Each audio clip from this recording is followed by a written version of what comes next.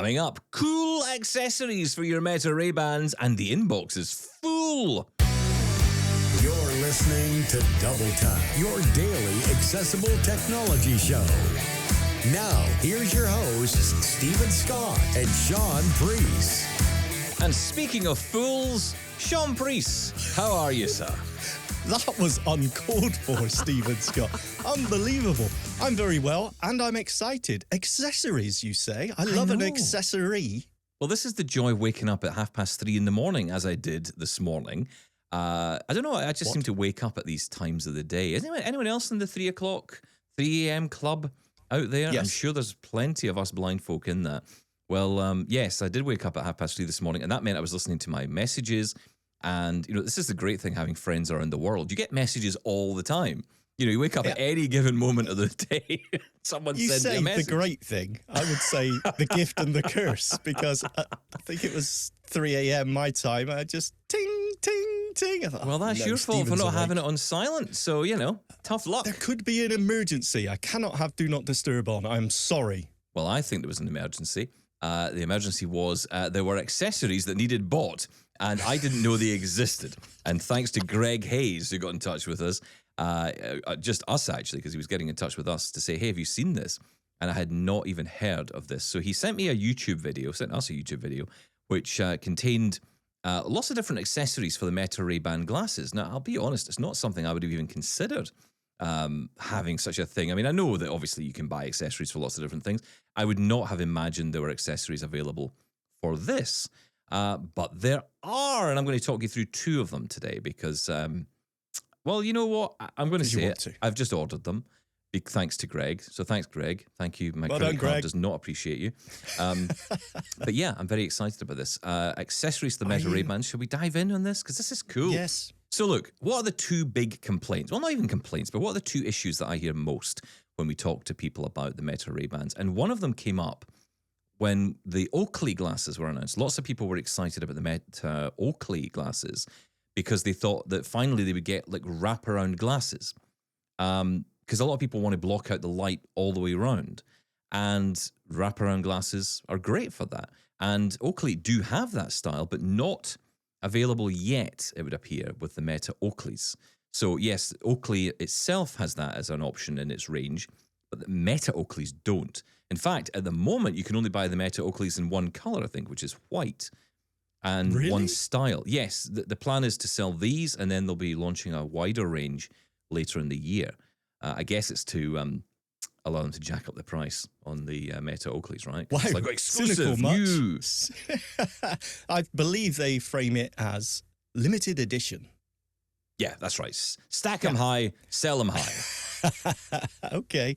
They are very rounded, the design of the Meta Oakleys. They're more of a rounded lens, a rounded frame. Yeah. That's what I hear anyway. Well, they are not very similar, I think. I mean, I don't know. I mean, to me, they seem very similar, at least the way they're described to the Meta Ray-Bans. Yeah.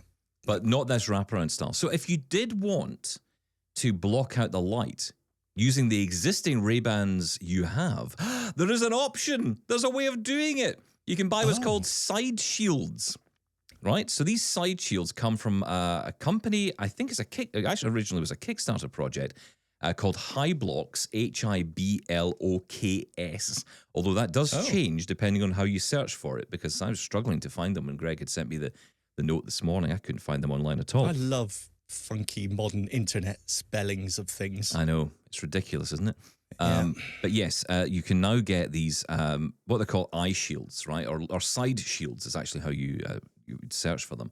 And yeah, basically what they do is they clip onto the side of the arm of the glasses or the leg, depending on where you stand on that issue, and they block out the light. And they click on quite tightly, I believe, which is kind of cool because obviously you don't want them to be, you were saying to me off air, you thought they'd be just rattling around, but I don't think they do. They seem to click on pretty tightly. I've no experience. Come on. Never Shaun tried Priest, them. Poo this. Yeah, exactly. Never tried them. No idea what you're talking about. Must be the worst thing in the world, right? Yeah, absolutely. No, I will say this, right? If you need them because it's bothering you, then absolutely. Right now, this is your only choice. If the light coming in from the side is a real issue, absolutely. But I can't help but think these are going to rattle around a little bit. These do feel, I don't know, if it's not built onto the glasses themselves. I've never found a clip-on accessory, such as the clip-on, flip-up sunglasses you can put on normal prescription glasses. They're always more trouble than they're worth, I find. Again, never seen these, never touched them. This is my initial reaction to this. I'm not impressed. Okay, well, you're not impressed by something you've never ever used. Well, look, I've ordered these, which may not surprise you, but I've ordered them, and I am intrigued to know how they work because I do quite like the idea of blocking out the side light that comes in. So that'd be quite the cool. world. Yeah, I'd happily paint them black if I could get away with it, or figure out a way of doing it where it didn't look ridiculous. But knowing me, I'd paint over the camera as well, so it'd be pointless. Well, we should say, the light is, as many listeners will know already, it is an issue, right? It can be a real pain, and literally can be a physical pain, right? If that light's coming in. For me, as someone who was tunnel vision, it doesn't make much difference to me. So not my problem. I don't care. Well, it's good to know you've got a balanced and fair view on this, which I'm here, is always good. Scott. I can tell you didn't sleep well last night. Am I right in saying that? Yes, I'm so tired. I'm so grumpy. Yeah, yes. So sick of hearing about it. But okay, all right, that might not excite you. By the way, $19 from Amazon Canada. Kind of translates to roughly the same elsewhere. There are a couple of coupon codes as well. You can always remember and check for those coupon codes when you're buying, because sometimes you can. Yeah, sometimes you can. How do they work? I've never got coupon codes to work. So how it works is it gives you money off, hence the name coupon code. Yes, it's just like the bus thing. I don't get buses. I don't get buses. What are buses? No. Coupon codes never, ever, ever work for me. We're going to go next time we're together. I'm taking you on a bus. You are not taking me on a bus. In fact, I did get you on a bus actually once. I should have recorded. That wasn't a bus. That was a posh coach. It was, yeah. That was playing classical music. I've never been on a bus before. It was a kind of unusual bus, I'll admit. But yes, that's my local bus. Anyway, classical we got music. off on a tangent. I want to know what the second exciting accessory for the Ray-Bans is. Well, what's the second complaint we always have? And actually, it has cost some of us quite a bit of money. I'm thinking in particular, should I name check him? I think I will. Gordon Anthony, one of our listeners who I was so pleased to meet. And he did actually text, by the way, to confirm that we did not hug when we met. It was last week. I'm really disappointed by that. I am a hugger, I will admit. No, any of our listeners who I've met will know. Firm handshake is what we did. You don't do that. Blind don't shake hands. We hug. He did say, though. Tactile. He did say, though, and you can read this any way you like, that standing next to me and Tim Dixon, he said he felt like he was in the land of the giants. So really? I don't quite know how to take that, Gordon Anthony. But I will remain to be your friend for now. But you are on probation after that comment. Okay. But I'm saying nothing. Move on. Wait till you meet Shaun. Yes, the other issue, and it did affect Gordon, and I know it affected a few others as well, was where they ended up going out and buying a second pair of glasses because the battery kept running out. What if I told you could spend 45 of your Canadian dollars and get a charging cable, which allows you to connect to a battery bank or perhaps even your smartphone itself and have your glasses charged all the time. You never need to take them off and you can have them charging all the time. Well, that is what we're talking about here. This is, again, from the same company, High Blocks. And this is, I'm going to tell you about it because you're going to start poo-pooing it. Let me tell you about it first. No. Okay. No, you won't. Right, okay, fine. No, please, carry on. No. I know you're in a mood today, so just go for it. Come on. No, wait. You keep saying, you can charge all the time. Can you use the glasses and charge them at the same time? Yes. Okay, thank you. That was the only question. Carry on. Pointless if you couldn't do that, right? Well, okay, carry on. So yes, this is this clips into a little charging connector that connects to the bridge of the glasses. Yes, I did have to check in with Shaun beforehand to figure out what that was called. But yes, it connects bridge. It connects kind of upside down, if you like, into the bridge of the glasses, and then you have a succession of little cable clips which go along the side of the leg of the glasses or the arm, depending on your choice.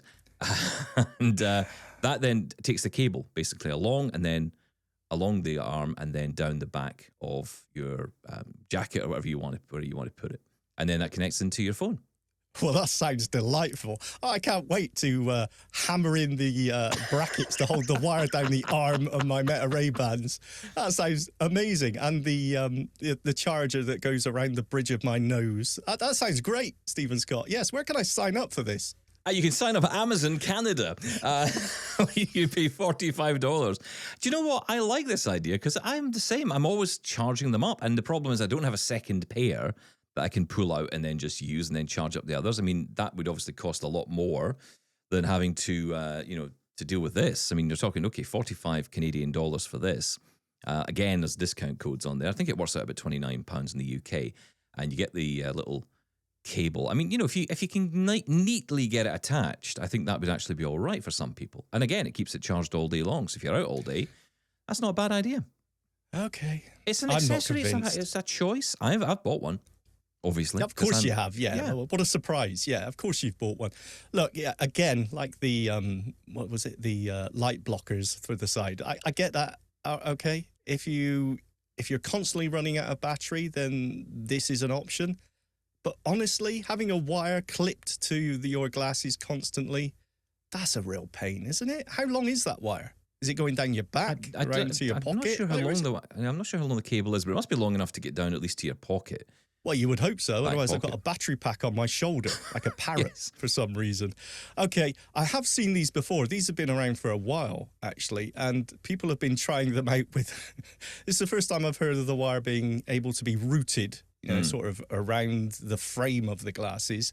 People have been trying these out with the wire just sort of going down the middle of their face.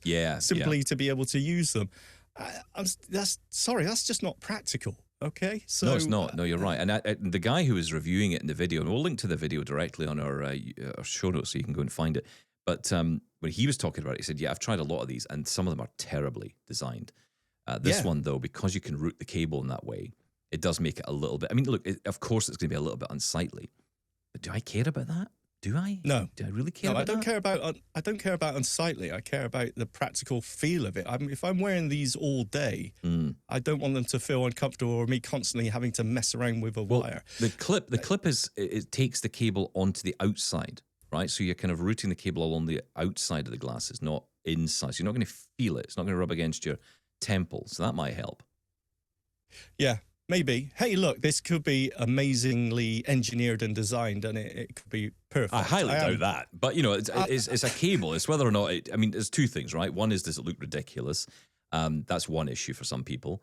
That doesn't really bother me too much. But how effective is it in its use? And if it means I can have these glasses on all day, and I think about like the Be My Eyes calls I make and the things I don't do with my glasses because I'm conscious of battery life.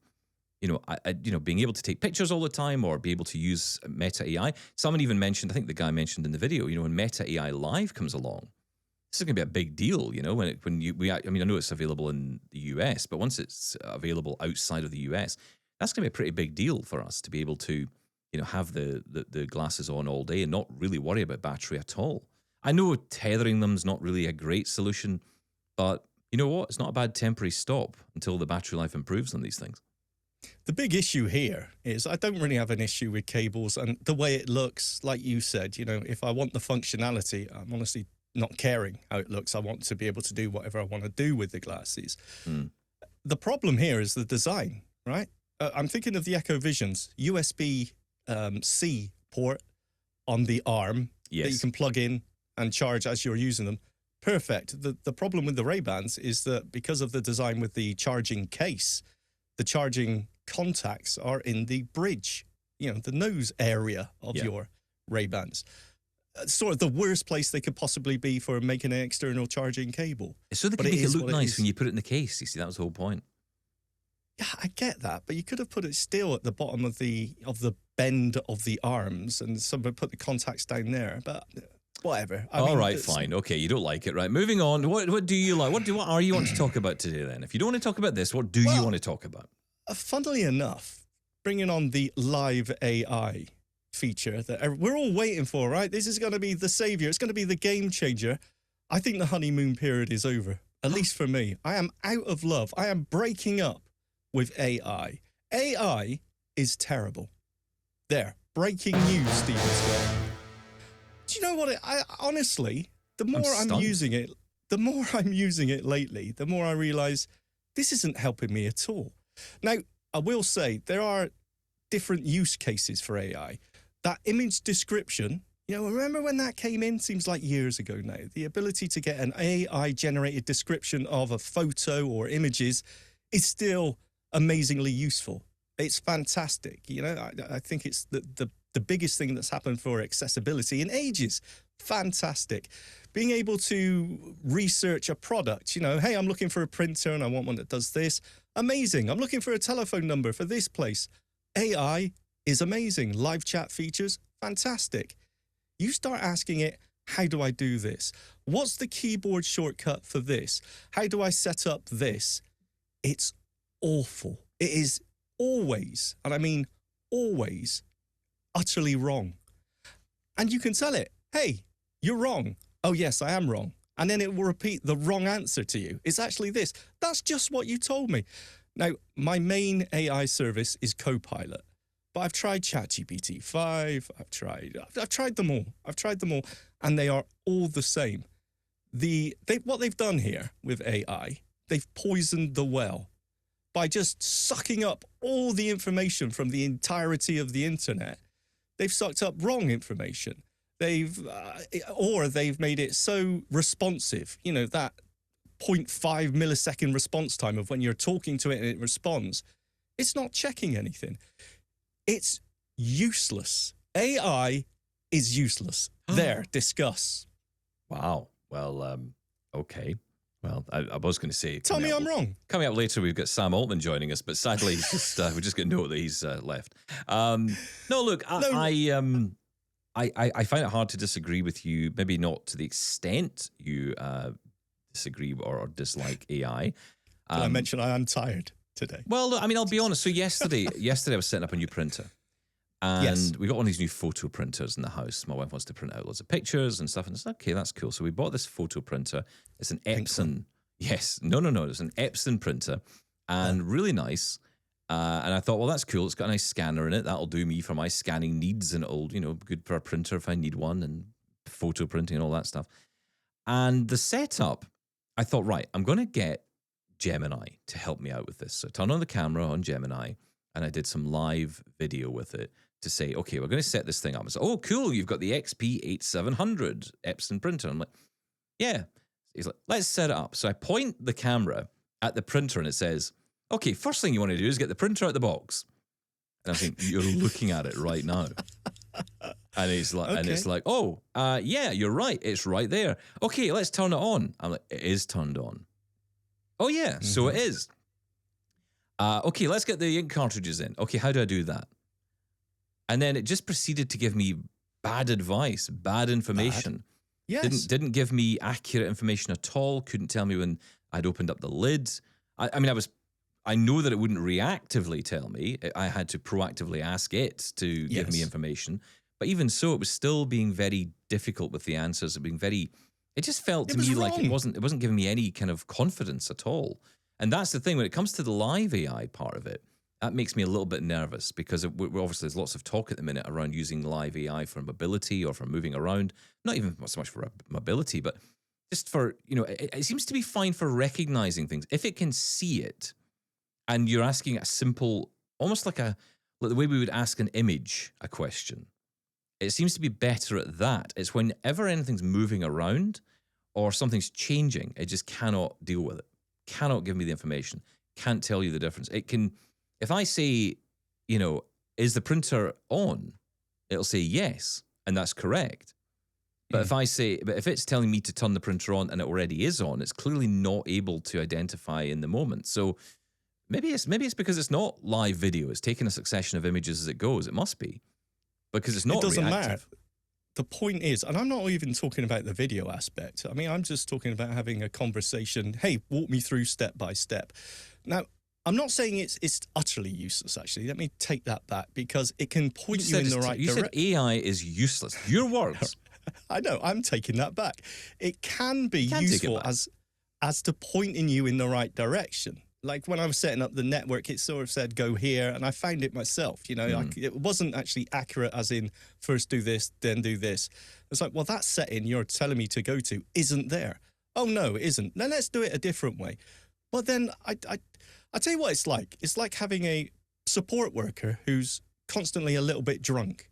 It's like, yeah, you're useful, and I'm glad you're there, but I just can't rely on you whatsoever. I've got to take everything with a pinch of salt.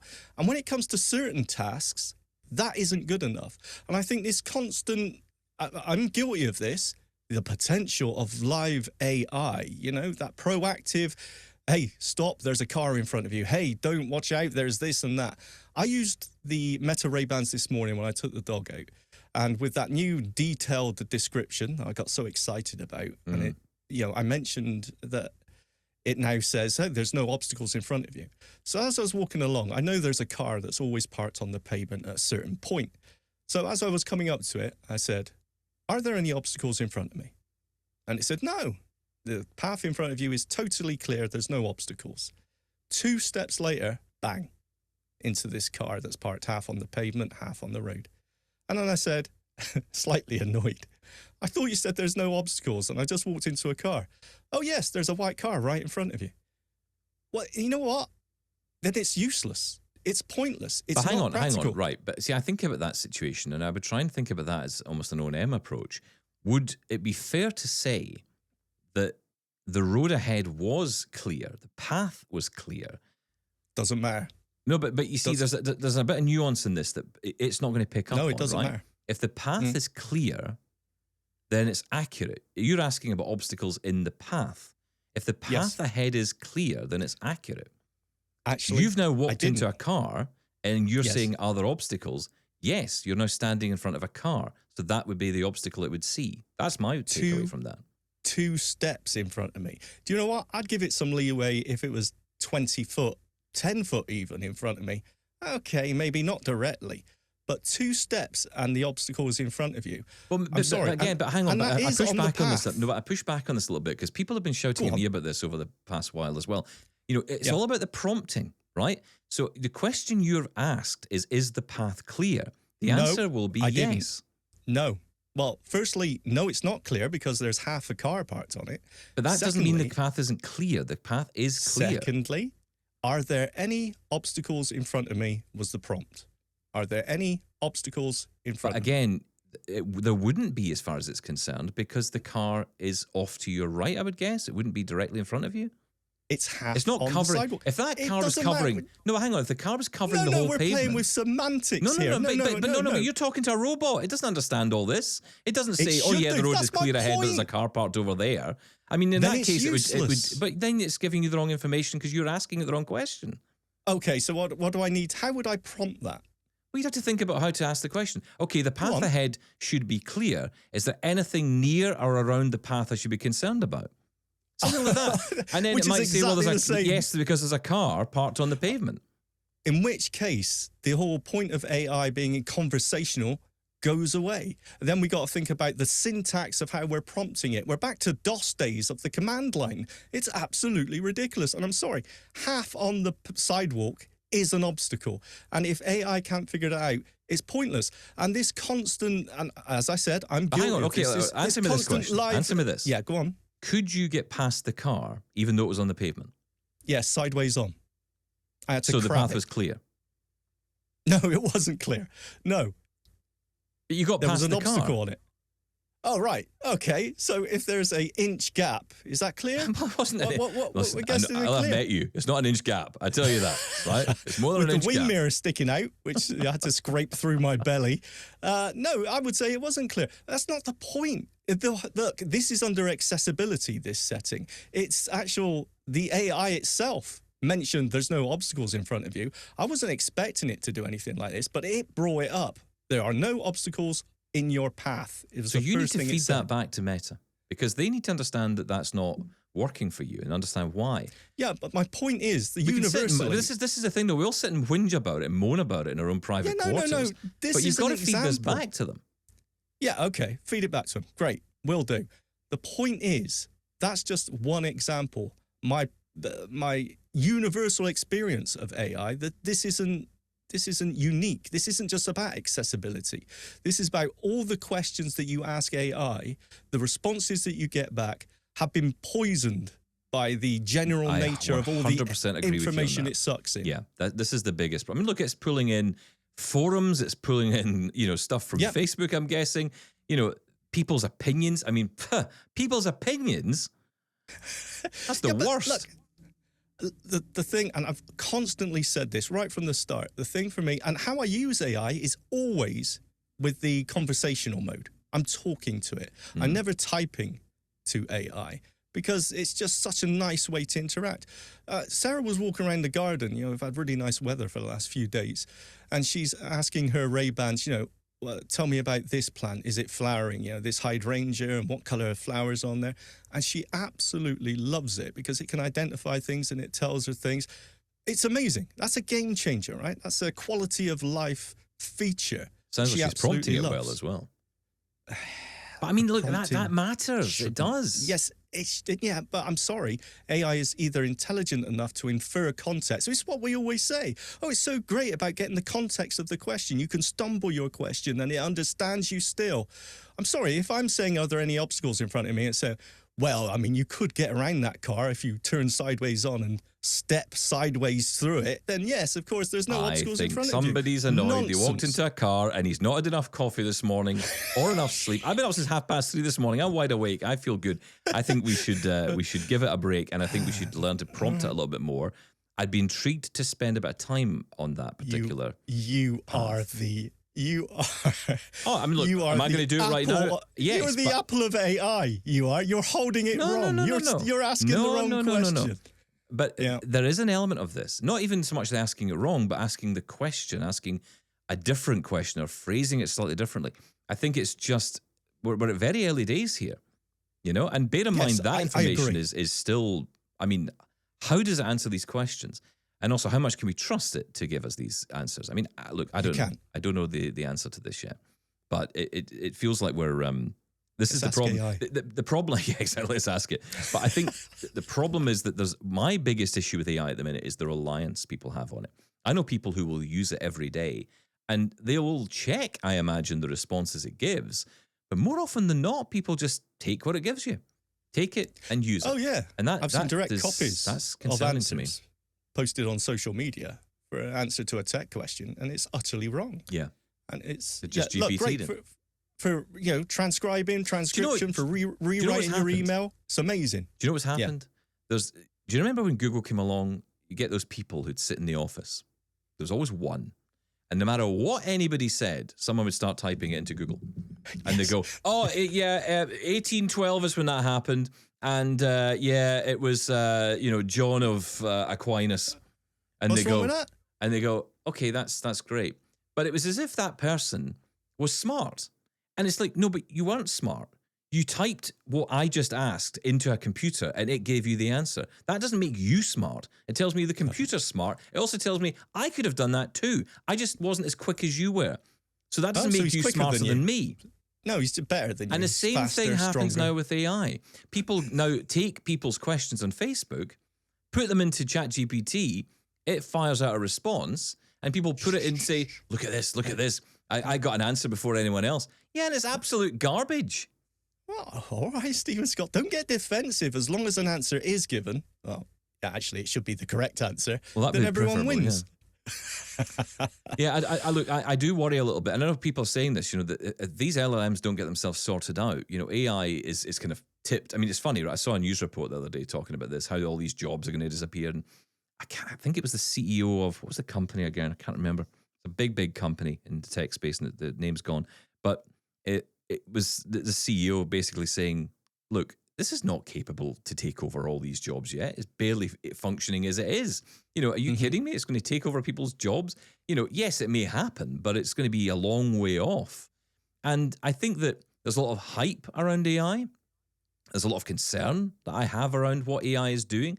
But is it reliable? I mean, can you imagine putting this into robotics? That's happening right now. The talk is to move into robotics and put this into robots. Can you imagine this thing going around the house just giving out random information? I mean, even having the ability to think for itself eventually, so it can just start coming up with absolute tosh all by itself. I mean, already you see that story of the kid who was using it for whatever he was using it for I guess for schoolwork or whatever, and it started telling him he was the worst person in the world, and it was like, oh my god, what's this thing doing? He might have been. No, maybe so, but the AI was wrong. No, I don't know. I'm cheat. kind of worrying about where we're going with all this. It's just kind of goes back to that point I was making the other day about, look, we in the disabled community always tend to look at the benefits of it. Oh, look at all the benefits, look at all the things it can do. And we kind of overlook the problems. And there are many, many issues with AI. I don't think we're alone. I don't think we're alone in the, wow, isn't this shiny and impressive? But I think the rush to bring AI out to the public, and as I said, the sucking up of any information, as I think lots of people are starting to realize, hey, look, AI is great for this thing, but it's not a be-all. It's not generalized yet. We can't ask it anything. Hey, the AI core technology of being able to, it's pattern recognition, basically. You're asking this, and this is the response. If you feed it the right information, give it your own documents, the focused information AI, absolutely amazing. But what we're using right now, I'm not convinced. I'm falling out of love with AI. Do you know, AI is becoming, well, actually, when it comes to not understanding something, AI is a little bit like most people today who spend a lot of time on social media. They can't just say, I don't know. They've got to give you an answer.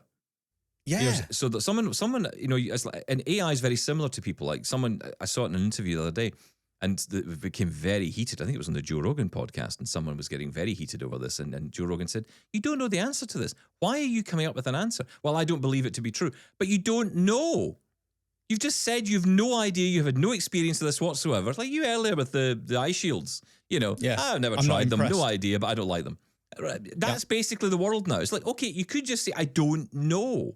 And AI could do the same. AI could just say, I don't know the answer, instead of saying, I'm going to fabricate this nonsense. That's different. You can have an opinion about something, that's fine. But when you're asking a direct question, how do I do this? What's the keyboard shortcut? I'll tell you what I asked. What's the keyboard shortcut to turn on screen curtain in NVDA? Oh, I forgot.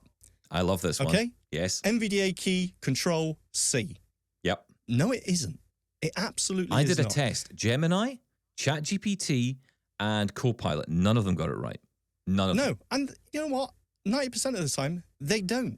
And even when I kept saying, that's not right, it would say, no, you're absolutely correct. It's this. And it gave me something totally different. And it was wrong. I said, it's like, really? I believe it's Escape, NVDA, and Control, or Alt. I actually can't remember right now. I believe it's this. NVDA, said, Control, Escape. Control, NVDA, Escape. Yeah, okay. So I told it that. And it said, oh, thank you for the feedback. And then I asked it, okay, so what's the keyboard shortcut for screen curtain? And it told me, NVDA Control C. And you think, then what's the point? You know what? You're right. It's terrible. Okay, that's it. AI's awful. Switch it off. Forget it. I feel better. Cancel the Sam Altman interview. Never mind. Not having it. Right, look, stick around. We're going to be talking about why I am a hero next. Get in touch with Double Tap. Email feedback at doubletaponair.com. Leave us a voicemail at 1-877-803-4567. And now you can send an audio or video message to us on WhatsApp. That number is 1-613-481-0144. Yes, I am a hero. I don't mind saying it. Why am I a hero, though, Sean Priest? That's the question. Oh, do you want me to ask that question? Hang on then. Why are you a hero, Stephen Scott? I can tell you because I fixed a silent PC. Good. Did you, by any chance... That took far too long to come in. We're still going on with sound effects for this. You really think you are a hero? I am. I fixed a silent computer. And not only a silent computer, a computer without without a mouse attached, without a screen attached, and it was completely silent. It may as well have been dead. And I resurrected it all nice by myself. Well, almost all by myself.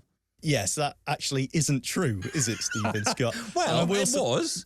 No, it isn't. Kind of. That situation is the nemesis of every computer user out there. Every blind computer user. When it goes, there's no speech, and you have no idea what's going on. So I decided probably 2 or 3 weeks ago, that I was going to go. What I'm hearing a lot of blind people say this now, or certainly people who have lost an amount of vision, are saying they're going non-visual, right? Which means no longer even having a screen in front of you, because it's just a temptation. And it's not that I can see it, it's not that I can really use it, but it's the temptation to use it or think I'm using it. So even just to have it in front of me is a barrier to me listening to hearing my screen reader. And so Really? Okay. yeah, I don't know. And this might be just me, I don't know, but I got to the point where I thought I need to have either the laptop lid closed all the time. I need to have, no Makes it monitor if difficult it's a to type desktop. on. If you got the screen shut. What's that? It's hard to type on when you got the screenshot. Well, obviously you've got an external keyboard. Smart Have ass. you got any keyboards? You really need to get some external? coffee down you this morning, or get some sleep. But yeah, Carry on. So I've got my computer set up. So literally, it's so funny. My desk used to be so full of stuff, and now there's literally a keyboard and a Vocaster 2 on it. And that's it. That's all I You've have got a on massive desk as well. huge It must look so desk. empty. Nothing on it at all. It's actually quite nice. And of course the keyboard, which actually I think the keyboard alone is so heavy that I can't put anything else on the desk or it will collapse. But yeah, so there I am sitting there working away on the computer. I'd installed everything. I was happy with everything. And the one thing I hadn't done, I plugged in this Vocaster 2 that I've got from Focusrite, which we've talked about this before on the show. Michael Babcock put me onto it, and it's very good, very accessible software as well. I hadn't installed the software for it. I was just running it, off its, whatever it was, obviously pulled in its own driver. Plug and play. And it was fine, absolutely fine. But I thought, you know what, I'll put the software on. So I installed the software, had an expectation that it was going to lose some audio while it installed its drivers, but it would come back up. In a worst case scenario, I can always just switch the computer off and turn it back on again. And that's what happened. I lost sound, and I thought, okay, no idea what's going on here. Tried narrator, but nothing.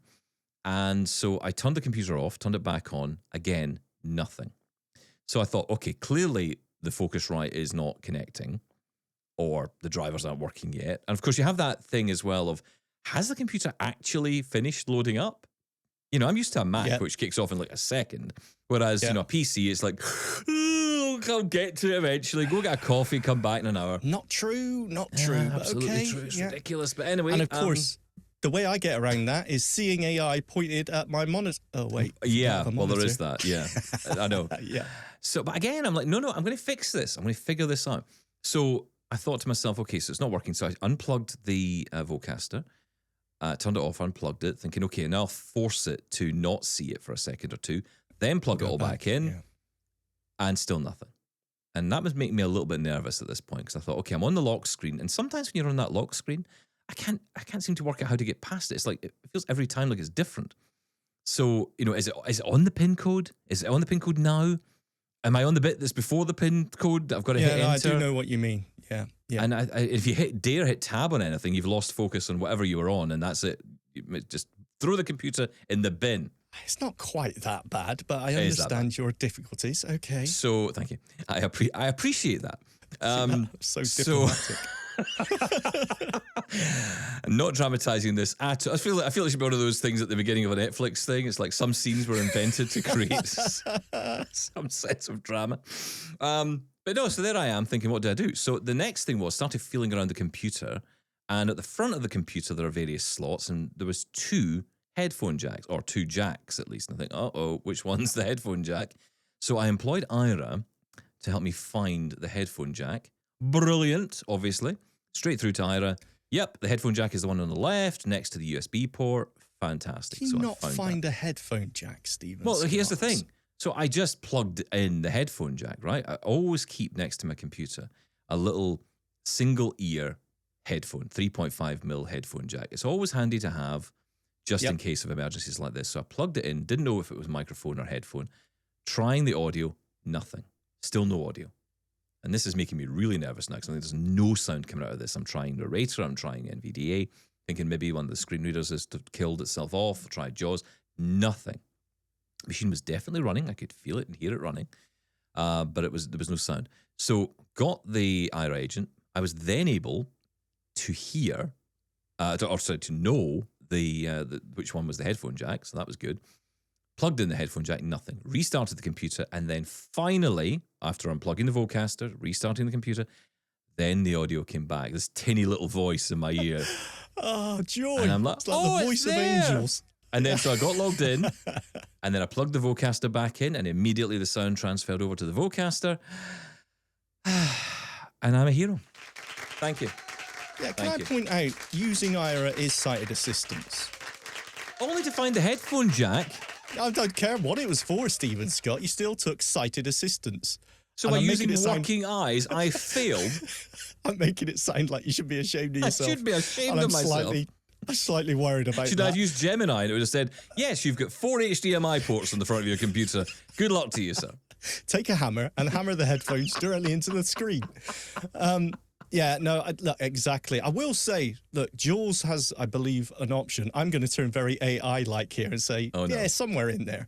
Jules has an option where you can, go through different sound devices. There's an add-on for NVDA, which turns your numpad, I seem to remember using this, the ability to cycle through every audio device. So this isn't a unique issue of where I've got no speech because the audio device has been hijacked and changed and whatever else. But trying to get into, browse through your audio devices and get that speech back is really difficult.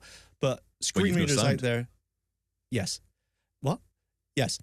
Screen readers out there. I will say also, the problem with a PC or desktop PC, I imagine it's the case for most of them, is they don't have a speaker in them. So you're so used to having a laptop, or at least you've got somewhere you can get audio out of. Yeah, if you unplug everything, usually on a laptop, it go back to the laptop speakers, right? So you got some sort of sound you can figure out from there. It is an issue. I will say my handy tip is always have a USB headset because you plug a USB headset in and usually, like you found with your headphones, it will automatically switch to that as the audio device and you'll get your speech back. It's incredibly handy. I find that some older computers, when you even plug into the 3.5mm headphone jack, they don't recognize that. Are you saying my computer's old? Are you shaming my computer? No, because yours did recognize you plugged into the headphone jack. Did it? I had to restart first. So I don't know if it did. That's terrible. Yeah, no, that's awful. Okay. Yeah, I don't know then. Sorry. And then, of course, I had the other classic thing. So, I want to mention this as well, because sometimes you might want to hook up WhatsApp, right? And of course, we know WhatsApp's going to be completely destroyed when the Windows app goes away, and instead we get this web view nonsense. Yeah, it's going to be great. It's going to be brilliant, yeah. I can't wait to hear your enthusiasm about it. I know you've tested it. I've been testing the beta, and immediately let you know that this is awful. I can't do anything. This is terrible. Why didn't someone say anything? Why didn't someone rant about this for an hour on a show? Oh, wait, I did. It's still the beta. It's fine. I'm standing by my position. Carry on. Do you know what? I have tried it. And, I will say this. I was more impressed than I thought I would be. I mean, and what I mean by that is I could at least kind of understand where I was. I was able to navigate around it. It is not anywhere near as efficient, though. That's the problem. And accessible, I would say yes. Yes. But that is a far cry from usable. That's my only thing I would say. Jump to the different landmarks to jump between the chat list and the message list, and you can navigate around, but it's a horrible navigation experience. But hey, it's in beta yet. All right, don't panic. What were we saying? Well, I was, Microphone? sometimes, when you've been connecting to WhatsApp, right? You use your phone. Now, of course, this is another thing, because if you don't have a screen, you can't use the QR code to connect. So what happens is if you've not done this before, when you open up WhatsApp on the app, when you open up on your computer, you have to scan a QR code from your phone. So you go into your phone, you go into WhatsApp, you go into linked devices under settings, and you can add a computer to that, but you have to show the camera the QR code. But of course you can't do that with no screen, slight problem. But there is an option to link with a phone number instead. So you can put the phone number in, and you can then get a code, which is displayed on the computer, which you then type into the app, and then it all connects up, and it's lovely. The challenge you've had in the past has been getting the code, right? Because you've had some issues with this code. It just basically reads it out once, and you can't really get focus on it to read it out letter by letter, correct? Not without changing review mode. Okay. So the solution to that is narrator. Because narrator, you can focus on it and you can read it out letter by letter. It was brilliant. And I was doing this yesterday, on both the yes, brilliant, because I did this on my own WhatsApp account and then with the double tap one, and I'm sitting there thinking, why is Shaun not doing this? This is easy.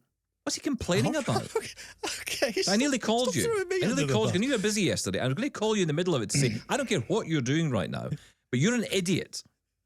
I use Narrator all the time. If you're pairing a keyboard using Bluetooth, and to get that pairing code, Narrator is the best way to do that. That's a horrible in thing, WhatsApp, I tell you why I don't use Narrator, Steven Scott, because I use the numpad and the NVDA key to use object navigation. And when it highlights over, which is the number 4 and number 6 key, by the way, hold NVDA down and press those to go forward and back through every element in this box. You'll get on that code, and if you double tap or triple tap, I think, the 5 key, it will copy it to your keyboard, and then I send it to you in WhatsApp, and that's how we sync up our WhatsApp. That I like. This has been a teachable moment. I just did. Consider yourself schooled, fool. Thank you. Did that work? Did I sound cool, like the Fonz? No, not at all. It's just like when I play this. Boring. Yeah, exactly. Yeah. Email. We get email. Thank you, emails. We get your email every day. Yeah, come on, let's go on with it. Ding dong. Here's your mail today. I've got 10 minutes left. What, 10 minutes? We've only got 10 minutes Wow. left. I know, it's ridiculous. Okay. Right, let's get into some go. emails. Let's kick off. I think Charles is up first. Hello, Double Tap team. Charles from Ohio here with a question. I am wondering, why do our assistive technology companies like Humanware, HIMS, etc., why do they not offer us payment plans? A lot of this community is on limited income, whether it's government benefits, part-time work, support from family and friends. But a lot of these devices would enable people to get more money, get better opportunities, expand their lives, both professionally and personally. And I know these companies are aware of that because they go out to people and they go out to schools and businesses and expos, and they know the community they're serving very, very well. So where are our payment plans? Why can I not buy Orbit Reader for, 6 easy payments or whatever? Do you guys have any insight to that? Do the companies have any insight to that? Just wondering.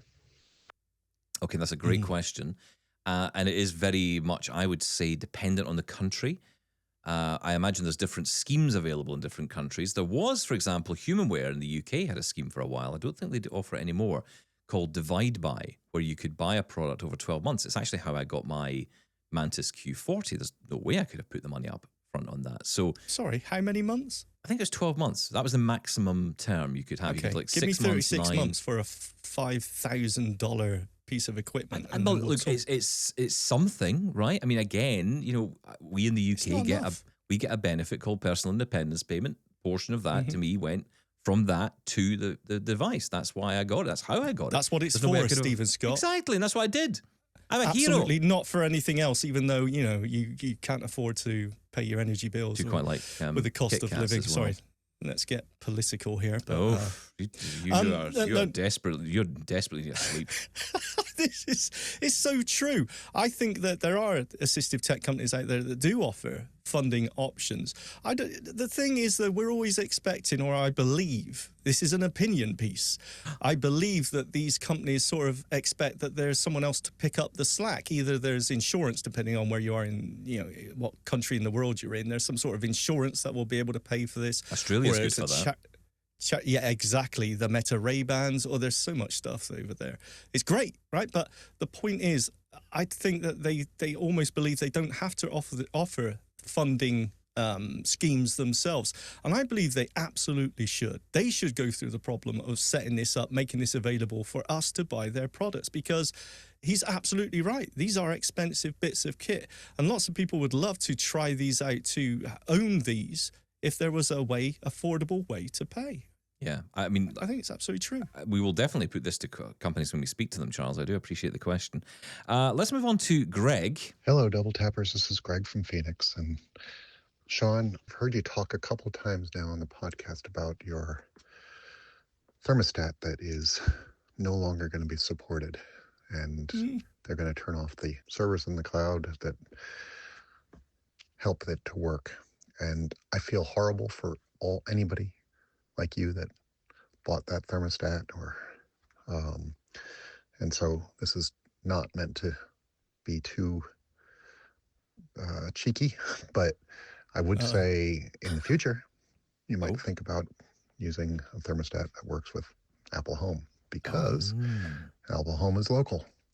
And so once a device works, it doesn't need to call back and talk to the manufacturer servers anymore. So if you get into Apple Home, all the commands are local, everything's local, and you wouldn't have to worry about that anymore. So score one for Apple Home or HomeKit. But I am, again, sorry for any of you that had the same problem Shaun is having. For some reason, I don't believe Greg there when he says that at the end. I hear a smug smirk there. I'm so sorry for those of you who don't have HomeKit So enabled. sorry for your loss with your Google Nest. But you're idiots. I'm fine. No, I thank you, Greg, and you're absolutely right. It's important that people do know that the HomeKit, as in line with Apple's privacy ethos, is very much local. There's no going back to the server, as far as I can tell. I did actually buy a pack of 4 Tapo smart plugs. Now, I've got 2 already, right? I bought them ages ago. The reason I bought 4 new ones is because the latest generation supports Matter, which means you can use them with Google, you can use them with Apple, with Amazon, but you can also use them with your HomeKit. And I really like that. So I am moving in that direction, Greg. You are absolutely right. Well, staying with the same topic and another Greg. Hello. Regarding the demise of Google Nest thermostats and other smart thermostats, it is not uncommon for us to lose internet services during extreme weather events, so I consider it unwise to use a smart thermostat. I use the VIP 3000 talking thermostat, which is a fully accessible, programmable, non-smart thermostat widely available in North America. I personally choose to always contact apps, websites, restaurants, and venues about accessibility issues in a courteous manner. Sure, I have often been rebuffed or ignored, but I have had many successes as well. The Philadelphia Phillies baseball team now provides live play-by-play after a long discussion. At first, it was a closed system, but it was so successful they made it available to anyone in the ballpark with a smartphone. More than a dozen restaurants have altered their online menus after I've contacted them. One even installed an accessible kiosk for me, but I ended up not liking their food, and after 2 tries, I stopped going there. I went to the movies, and the manager was so excited someone actually wanted the audio description, he fell over backwards to make sure I enjoyed my experience and gave me and my wife free popcorn as well. Some companies are hostile. We all know about Domino's Pizza, and Anchor does not care one bit, and Amazon Music is a mess. Accessibility, in my view, is worth fighting for, and that means persevering and weathering the frustration of failures. I know it's frustrating at times, but change is often slow and requires effort on our part. In my 80-plus years, there has been so much positive change, it really is worth the fight. Greg, in Pennsylvania. Yeah, I think sometimes we do sometimes forget the progress. We think in the moment and we don't realize the progress that has actually been made. And in terms of, going out for a meal or, doing something, contacting a restaurant in advance and saying, hey, I'm bringing a guide dog, you know what? I think it's a smart thing, because first off, it means if you do turn up at the restaurant and there's an issue, you've got a point of contact. Well, look, I spoke to Lisa on the front desk and she said it was fine. So where's Lisa? And then you realize you called the wrong restaurant. But, okay, you're that in can the wrong happen. place. This is a shoe shop. Okay, sorry. Great old blind joke. Yeah, Greg fighting the power there. Absolutely, Greg. And I will say, I think, being polite and respectful does get you so much further than shouting and bawling. There is a place for anger, of course there is. But I think you're absolutely right. The way you approach it, if you just interact with people in the right way, you do get far more done. I particularly like the accessible kiosk which was installed. Used it twice and I can't go back there. I don't like this, so I'm not going back. These things happen, but you're making a change there, Greg, and well done. That Philadelphia, what was it called? The Phillies Stadium, and having that system in place, fantastic. It makes a difference. Yeah, I mean, it's funny when you talk about the cinema experience, the manager being so excited because someone's finally turned up to use this stuff. That is probably more common than you would think. And it's sadly because those of us who do go out and do try these things often get let down by it. When you've been to see a movie and the audio description hasn't worked, or you've been told that, you see the audio description is only available on screen 2. I've had that a few times, and it just puts you off going because you think this is just another headache. Again, planning ahead is good. What I will say though is if you could, and it's one thing with a restaurant, But if you can I get know what you're through going to say. Go to on. someone at a cinema, just ask them in advance, that's a challenge in itself. Impossible. You can never speak to anyone at a cinema. It's No. just automated. Here's what's showing. I was like, yeah, I want to talk to someone. But yeah, I agree. That AD headset thing, you either get the person who doesn't know what you're talking about or the person that says, yes, we have. I'm so glad someone's asked. Yeah. I had a mix of that, exactly that experience, which was, someone so excited to show me it worked and then it didn't work. And that's a Yeah. problem, And Yeah. again, it's that difficulty. But anyway, look, we're out of time for today. I think you need to go and get a rest, my friend. I will do. Come back Thank tomorrow, fighting fit and awake. Although I must admit, I did like this Shaun Priest today. I quite Did enjoyed you? it. Yes, I did. Okay. I think Aggression maybe wins. I might call you at 3 o'clock in the morning now just to get more of this in the show. I like it. Why not? You and Greg woke me up anyway. You're WhatsApping. Anyway. Okay. More of that to come. Right, look, stick around. More another double tap on the way very soon. But until then, catch you very soon. Thanks, Shaun. Bye-bye. Thank you. Bye-bye.